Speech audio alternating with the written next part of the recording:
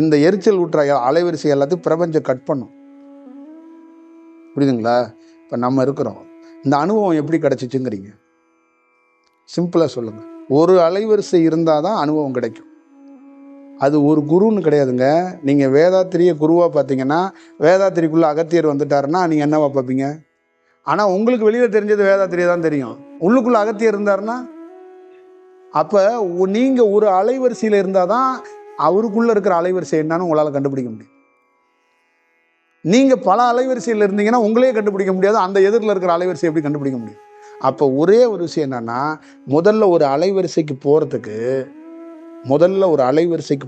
நம்மளை தயார் பண்ணிக்கிட்டு நின்றுக்கணும். அப்போ பல அலைவரிசைகள் நம்ம போக விடாமல் தடுக்கும். அப்போ நம்ம அந்த ஒரு அலைவரிசையை எப்படியாவது பிடிச்சாகணும்னு அந்த போராட்டம் இருக்குல்ல, அந்த கண்ணீர் இருக்குல்ல, அது என்ன பண்ணுன்னா, அந்த உண்மையாக இருக்கும்போது உங்களை யாரெல்லாம் டிஸ்டர்ப் பண்ணுறாங்களோ அதெல்லாம் விலக்கி விட்டுரும்.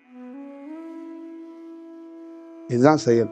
இப்போ எனக்கு யாரெல்லாம் எல்லாரும் என்னென்னா மாலை போட்டு வாங்க தியானம் பண்ணுங்க, நீங்கள் திருவண்ணாமலையில் உட்காந்து நிறையா மக்கள்கிட்ட பேசணும் அப்படின்னு நான் சொன்னாங்க. சொல்லுங்கள், நீங்களே சொல்லுங்கள். நம்ம வீட்டில் இப்போ இப்பயும் என்ன பண்ணிட்டு இருக்காங்க? பூ போட்டு நம்மளை கொண்டாடிட்டு இருக்காங்களா என்ன? அப்போ இத்தனை அலைவரிசையை எப்படி ஒதுக்கி வச்சிருக்குது? நம்ம ஒரு அலைவரிசையில் இருக்கிறனால தான் மற்ற அலைவரிசையெல்லாம் நம்ம காதுகிட்ட கொண்டு வராமல் அப்படியே அது அழகாக ஒதுக்கிடுவாங்க. அவங்கள எந்த தொந்தரமும் கொடுக்க மாட்டாங்க, அது கிட்ட வராத அளவுக்கு பார்த்துருவாங்க. புரியுதுங்களா? ஒரு புயல் ஒரு ஊரை அழிச்சிட்டு போயிடலாம், ஆனால் இறை ஆற்றல் ஒரு பாதுகாப்பு நின்றுச்சுன்னா அந்த புயல் அடிக்கும், ஆனால் ஊருக்குள்ளே வராது.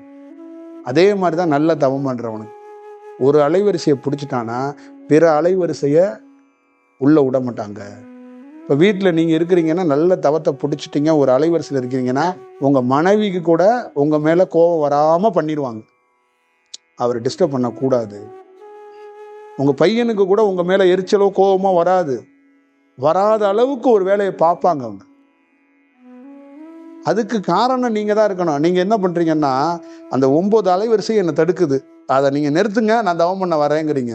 அப்படி நிறுத்த முடியாது. முதல்ல நாம தயாராகணும், அப்புறம்தான் அது தயாராகும். இது எப்படி இருக்குன்னா, நீ லாட்ரி சீட்டை நான் வாங்குறேன், ஆனால் பரிசு உழுவுன்னு எனக்கு நீ கன்ஃபார்ம் பண்ணு அப்படிங்கிற கதையாயிரும் அது.